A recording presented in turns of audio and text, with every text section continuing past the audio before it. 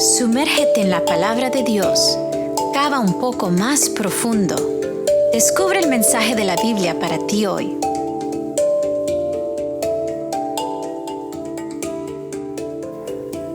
Apreciados amigos, sean ustedes bienvenidos a Profundizar. Estoy contento esta mañana de compartir con ustedes una vez más de la palabra del Señor. Hoy tenemos el tema titulado La pregunta de Leibniz. Esto es en relación a la pregunta que hizo este escritor y pensador alemán acerca de ¿por qué existen las cosas en lugar de nada? Y por esto comencemos el estudio de la palabra de Dios que da respuesta a esta pregunta que hacen los hombres, que hacen las personas que no conocen a Dios, que no creen en la palabra de Dios. Y como la respuesta a la palabra de Dios es la única respuesta válida, certera y absoluta verdad que puede realmente afirmar en nosotros la convicción, la certeza de que el Señor, nuestro Dios, es el Creador y de que todos los elementos que vemos son realmente una muestra del amor de Dios a nosotros. Comencemos el estudio entonces con una oración.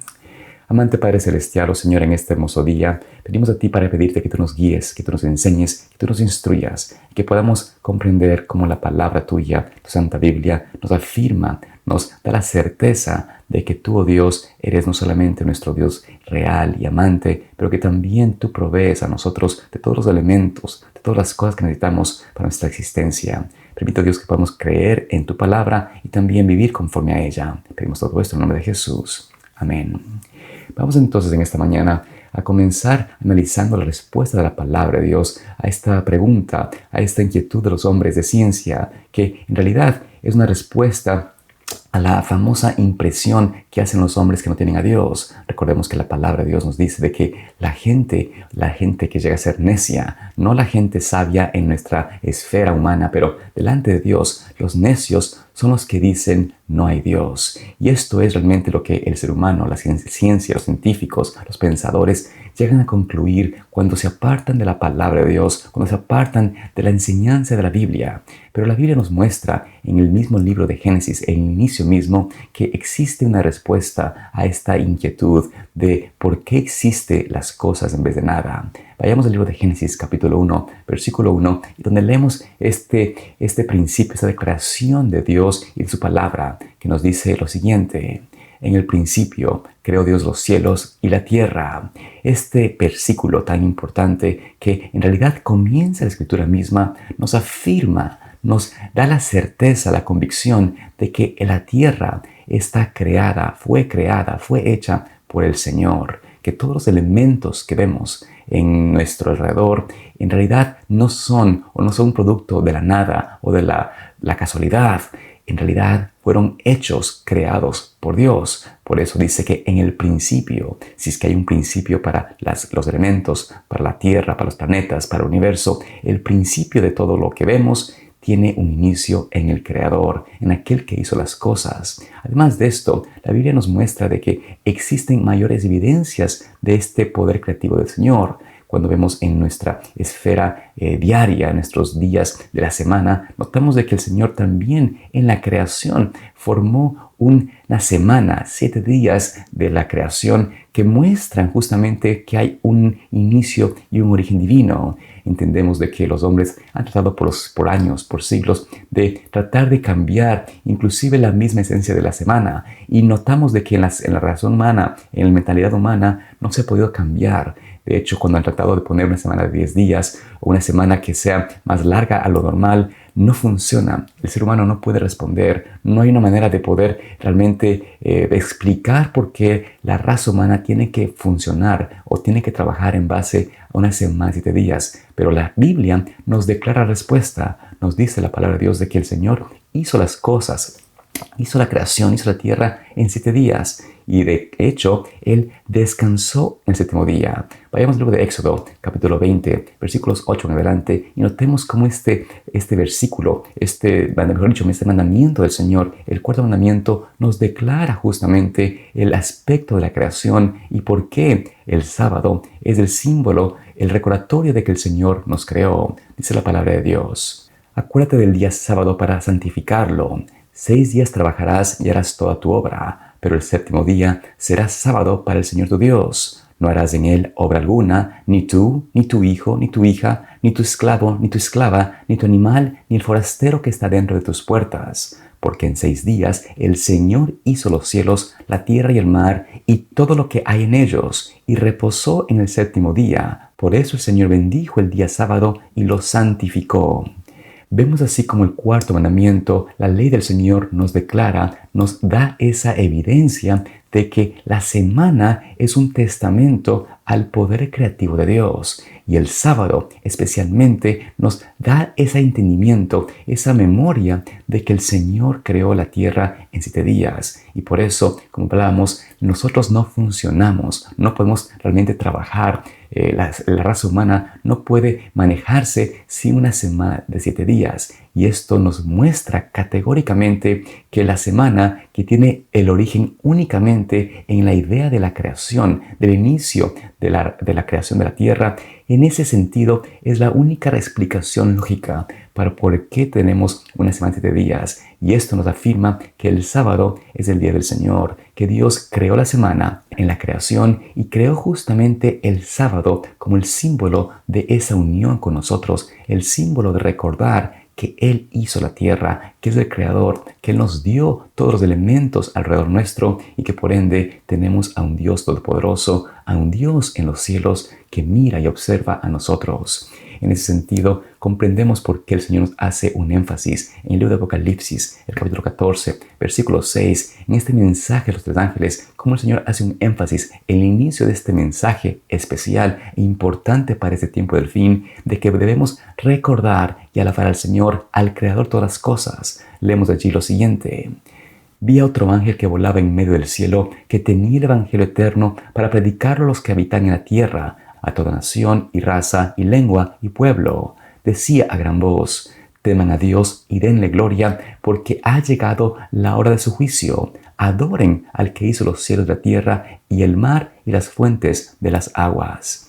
Es así como vemos como este mensaje tan importante, el mensaje que Dios tiene para el tiempo del fin, justamente comienza con este mensaje que es relevante y sumamente importante para el tiempo que vivimos, donde la ciencia, donde los científicos, donde las personas están asumiendo o llegan a las conclusiones de que la creación es un cuento, de que Dios no existe, de que fuimos hechos por un momento de caos en el universo y que de alguna forma la vida misma es una muestra de este caos y de que nosotros venimos de una evolución y no de un creador. Por esta razón, el Señor nos declara a nosotros de que el mensaje que se debe predicar, el inicio de toda la educación que tenemos que dar a nuestros hijos, el inicio del mensaje del Evangelio eterno debe comenzar con la base, con la premisa de que fuimos hechos a imagen de Dios, de que somos criatura suya, de que fuimos creados y no fuimos evolucionados, que no somos una respuesta a un caos, pero que en realidad somos un diseño divino por parte del Creador. De esta manera, la vida misma tiene un propósito, tiene realmente una razón de ser y tenemos la oportunidad entonces de volver a estar en la presencia de Dios, de conocer cómo fue el pecado, cómo se inició el mal, cómo fue realmente la necesidad del hombre de encontrar un Salvador. Y por esto Génesis no comienza con la historia de la cruz. Génesis no empieza con los argumentos teológicos para exponer cómo Dios realmente es real. Él simplemente nos declara, Génesis nos dice de que Dios existe, que Dios es el Creador y por eso nosotros podemos entender las razones por las cuales el Señor da todo por nosotros. Él nos ama, Él nos hizo a su semejanza y quiere rescatarnos del enemigo. Así entendemos claramente cómo la creación, cómo la criatura, cómo la naturaleza nos puede también ayudar a comprender, a tener una vislumbre más clara de quién es el Señor. De hecho, leemos en el libro de Job, el capítulo 7, versículos 10 en adelante, donde nos muestra la palabra de Dios lo siguiente. En efecto, pregunta por favor a los cuadrúpedos y te enseñarán, a las aves del cielo y te informarán, o habla la tierra y te enseñará, y los peces del mar te lo contarán. ¿Cuál de todos ellos no sabe que la mano del Señor ha hecho esto? En sus manos está la vida de todo viviente y el hálito de todo mortal. Así vemos cómo la naturaleza, cómo los animales, cómo los seres creados en realidad nos testifican, nos muestran de que somos hechos por Dios. Ellos, los animales, conocen y saben que vienen del Creador. Esto quizás es algo que no entendemos realmente, pero podemos ver a la luz de la palabra de Dios de que la misma naturaleza gime, dice la palabra, y clama para que Dios pueda rescatar y salvar del pecado a la naturaleza, a lo que el Dios hizo. El planeta en realidad está en un caos por el pecado, está en una destrucción, en un camino a la destrucción por el pecado del hombre. Pero Dios tiene un plan de rescatar y salvar y volver a hacer la tierra nueva. Todo esto es parte de la fórmula que Dios quiere hacer con nosotros, de que podamos dar evidencias al mundo, a los seres que nos rodean, de que el Señor es real, de que Dios y su poder creativo es algo que puede ser en realidad visto a través de los elementos creados. Por esto el Señor nos presenta ese argumento de la palabra de Dios, de que hay que comprender y que hay que aceptar de que Dios es Dios, de que Él en realidad no tiene que dar evidencias, aunque se las pueden ver, pero no tiene que dar evidencias necesariamente de que Él existe, ya que los elementos creados son en sí mismos evidencia contundente de que el Señor, nuestro Dios, está en realidad detrás de nosotros, de que Él realmente es el que formó al hombre y nos hizo a su semejanza. Y veamos cómo nos dice Éxodo capítulo 3, versículos 13 y 14, acerca de quién es el Señor. Moisés dijo a Dios: supongamos que yo voy a los hijos de Israel y les digo, el Dios de sus padres me ha enviado a ustedes. Si ellos me preguntan, ¿cuál es su nombre?, ¿qué les responderé? Dios dijo a Moisés: yo soy el que soy. Y añadió: así dirás a los hijos de Israel, yo soy, me ha enviado a ustedes.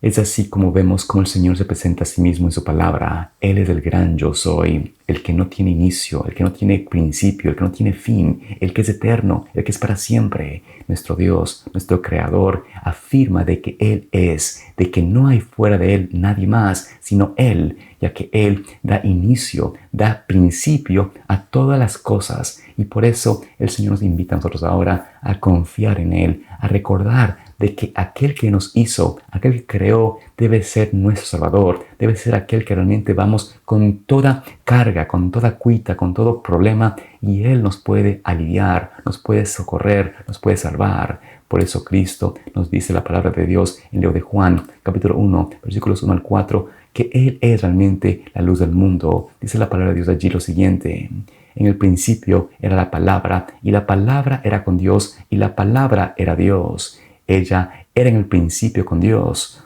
Todas las cosas fueron hechas por medio de ella, y sin ella no fue hecho nada de lo que ha sido hecho. En ella estaba la vida, y la vida era la luz de los hombres.